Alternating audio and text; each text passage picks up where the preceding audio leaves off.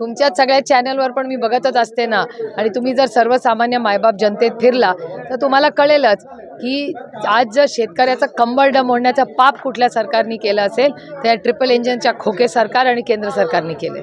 मी गेले 3 महिने सांगते किंवा 4च असतील, कमी नाही, की या सरकारमध्ये पॉलिसी पॅरालिसिस झालेला आहे।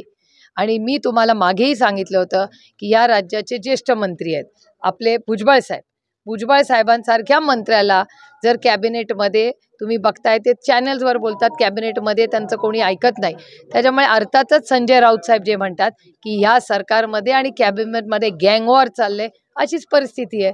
त्याच्यामुळे जे राऊत साहेब म्हणतात किंवा मी जे पॉलिसी पॅरालिसिसबद्दल गेले 3-4 महिने म्हणतंय हे त्याच्यातूनच सिद्ध होतंय। आमची लढाई वैयक्तिक कुणाचीच नाही आहे, आमची लढाई भारतीय जनता पक्षाच्या शेतकरी विरोधी नीतीच्या विरोधात आहे। आम्ही शेतकऱ्यांच्या बाजूनी आहे, ते शेतकऱ्यांच्या विरोधात आहेत। आम्ही महिलांच्या बाजूनी आहे, ते महिलांच्या विरोधात आहेत। आम्ही अंगणवाडी सेविकांच्या बाजूनी आहे, ते अंगणवाडी सेविकेच्या विरोधात आहेत। त्यामुळे सर्वसामान्य जो गरीब आहे, शोषित आहे, वंचित आहे, पीडित आहे त्याच्या विरोधात हे ट्रिपल इंजिनचं खोके सरकार आहे। तर 20 जानेवारीपर्यंत जरांगे पाटलांनी सरकारला वेळ दिली आहे, त्यामुळे बघूया काय होतं। 3 आठवडे आहेत अजून। तुम्ही पाहत आहात विस्टा न्यूज मराठी।